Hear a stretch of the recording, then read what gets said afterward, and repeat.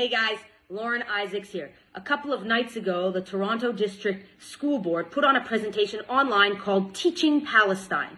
And what it was a bunch of anti-Semitic panelists who got together for an Israel hate fest. Lies, slander, history revisionism. It was exactly how you imagined it would be. They turned off the mics. They wouldn't let anyone speak. They disabled the chat. They wouldn't even let anyone write or comment or question their slanderous lies about Israel. Let's watch some of that video now. Let's go through it together and debunk some of this. I'm sorry that you have to suffer through this propaganda, but it is so important that we see what the Toronto District School Board is allowing, encouraging, and indoctrinating our students with.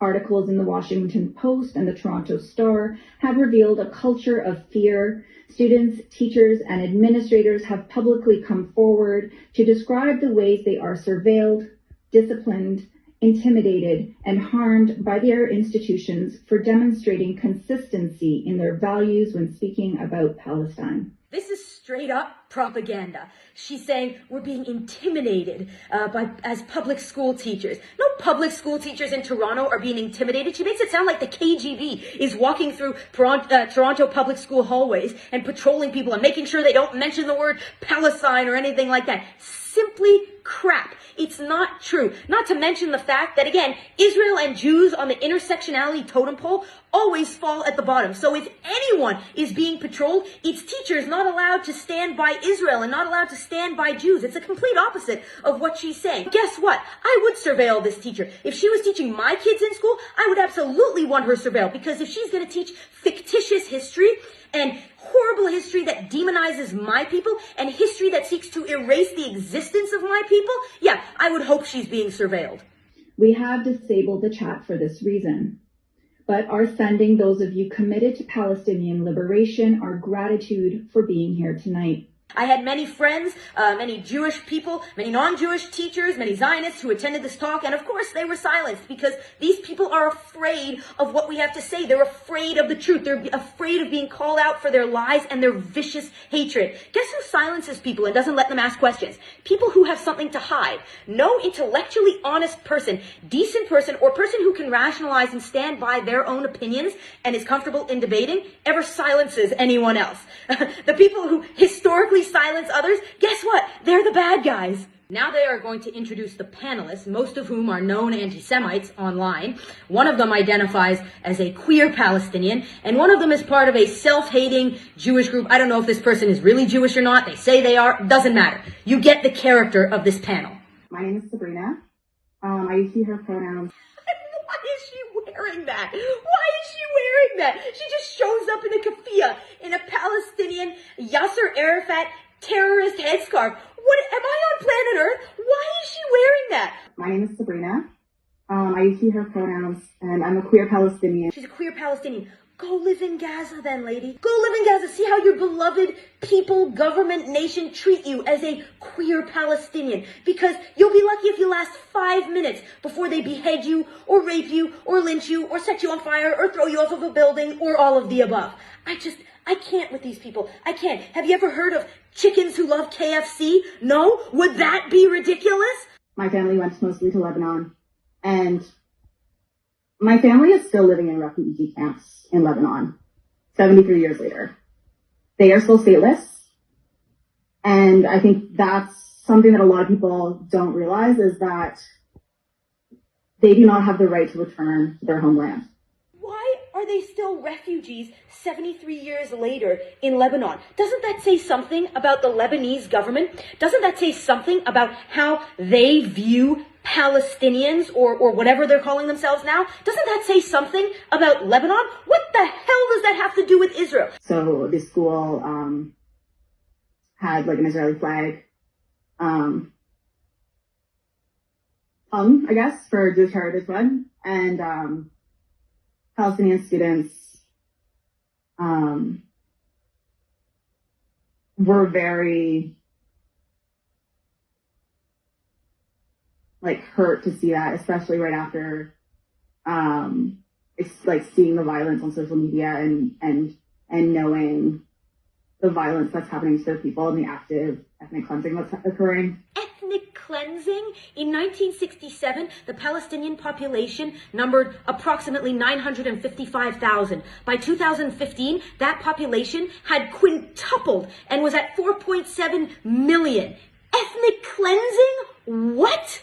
Our parents are immigrants without connections and without the luxury to take time away from their work to defend their children. In contrast, the offended students were not only backed by their parents and their wealth, but also... Did you hear that? She just said the offended students, aka the Jews, were backed by their parents and their wealth. And their wealth? Are we slipping into age-old anti-Jewish tropes already? We're only 25 minutes into a 2-hour talk, and we've already mentioned the money-grubbing Jews. Another occurred in the guidance office, where a group of Jewish students mumbled amongst themselves that it could only be the Muslims or the blacks who asked for the removal of a flag. And as consequences for partaking in racist and Islamophobic speech did not exist at the school, this behavior continued. Did you hear what she just said? It could only be the Jewish students.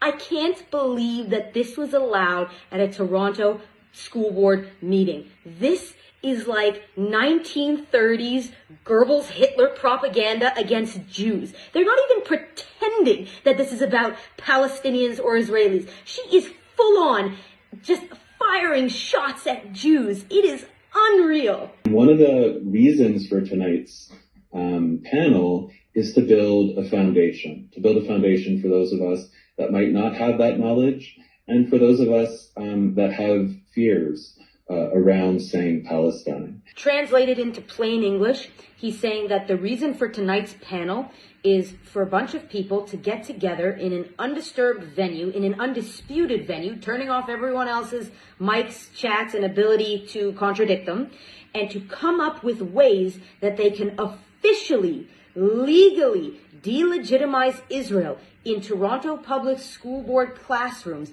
and demonize the Jewish people and the Jewish state without getting in trouble. That is the reason for tonight's panel. I was born and raised in Silwan, a neighborhood in Jerusalem that is very much under the threat of ethnic cleansing. And lie. That is a lie. It is a lie to say that there is a threat of ethnic cleansing in Silwan. I was just there actually a week and a half to 2 weeks ago. And I can't walk everywhere in there because I'm Jewish. And in Israel, there are many Arab neighborhoods that threaten the lives of Jews. If I walk in there, God forbid, I will never come out again. But Silwan, you can walk in certain areas there. And there is no threat of ethnic cleansing. There are convenience stores and cars and schools and mosques and churches and synagogues and people walking back and forth from daily prayer. When we were there, all the Muslims were walking with their prayer carpets back from the daily prayer at the mosque. It is a thriving, normal village in Jerusalem right next to the old city. It is under zero threat of ethnic cleansing. That is a lie. you have the story of the rise of the Zionist movement and Zionist ideology, which is a political ideology. There is cultural Zionism, but that's a really small part of Zionism. Zionism, the overwhelming dominant strand of Zionism, is a political ideology. Wrong. Another lie. Zionism is not overwhelmingly a political ideology as he is trying to suggest. Of course, he's not mentioning any connection that it has to Judaism. Judaism, the 5,000-year-old connection that Zionism has to Judaism, the inalienable connection, he's conveniently leaving out. Of course he wants to make this about political Zionism, modern political Zionism, because then he can say it started with Herzl, if he's going to suggest that. I haven't watched this thing to the end yet. But if he's not, he's going to say it started in the modern era, which is incorrect. This is another lie, and this is another way to demonize Israel. The name Palestine can be traced into thousands of years, of course, with modifications. The name Palestine, I wonder if he's talking about the Roman name Palestine that Emperor Hadrian called the land in order to humiliate the Jews in their homeland, or if he's talking about the Hebrew name, the Plishtim, which means the invaders, which was referring to a Greek seafaring people who had long been extinct, or if he's talking about the British Mandate Palestine, the British who were foreign colonizing European entities who shouldn't have been there at all. Which Palestine is he talking about? Because the origin of the name has nothing to do with Arabs in the area. Nothing. Up until 1948, where you had the mass expulsion of Palestinians. Approximately 800,000 Palestinians were expelled from their homes and lands, never to return again. The correct figure is actually between 400 and 700,000 Arabs, not Palestinians. Again, Palestinians hadn't been invented yet. Early Zionist leaders to expel and kick the Palestinians out. It's the only plausible explanation, right? Even if you can't find a specific document that says kick them out, we have other documents that show that, and we have other ways of making the case that that was the intention, the basic intention of the Zionist movement. He literally just admitted that he has no facts to back up the horrible anti-Semitism that he's spewing, but it must be, in his mind, the only plausible explanation, even though it's based on nothing. It must be that the Jews wanted to rid the land of Arabs. The Nakba, the catastrophe, and that's what Palestinians will never forget. It is part of our existence. What people in world history take kindly to their expulsion from their homes and lands? He hasn't yet once mentioned the 1948 war. He's mentioned the Nakba in vague terms, the Palestinian catastrophe apparently, but he hasn't yet once mentioned a major point in history and a major point in Israel's history, in that in 1948, 6 hostile anti-Semitic Arab countries came together and attacked Israel with the intention of wiping the nascent Jewish state off the map and killing all the Jews. Conveniently, he's forgotten to mention that. You tell me, does this guy from Brooklyn, wearing a Trump hat a few years ago, look like he's returning to the ancient land of Israel? Or whatever other state mythology exists around these things? Well, this is just getting extremely anti-Semitic now. He's not even pretending. He's just saying that we don't look Jewish enough to be in Israel. We don't look Jewish enough to be Judeans who come from the land of Judea. We just simply don't look Jewish enough for him. There is serious Nakba denial across Israeli society. Nakba denial? I've never heard this term before, but he just claimed that there is serious Nakba denial across Israeli society. Let me tell you, that's not true. Israelis are well aware of the fact that Arabs tried to massacre Jews in 1948. Israelis are well aware of the fact that 6 Arab countries and their allies tried to destroy Israel in 1948. There's no denial about that. I really want to encourage folks at this moment. This is a tweetable moment. I think that's an Oprah thing to say. I'm not pretending I'm Oprah, but it really is a tweetable moment. If you are not an anti-racist anymore, if you're conceding on that issue.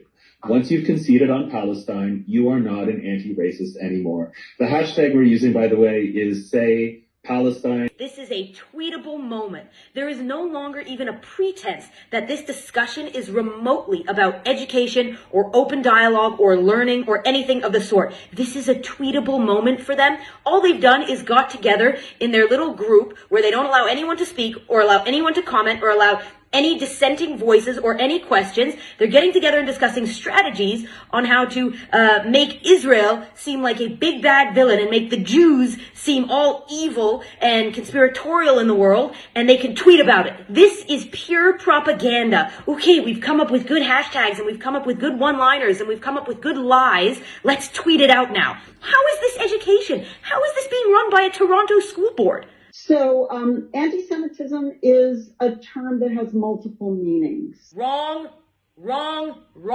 That is a lie. I don't know what propaganda this chick is about to give us. I have not watched this video, but anti-Semitism has one definition and one definition only. It means hatred and persecution against Jews. Only Jews. When the charge of anti-Semitism is laid, it needs to be taken seriously, and it is painful and agonizing to see the way the suffering of Jewish people has been weaponized to be used as a tool to silence solidarity with Palestine and the Palestinian rights.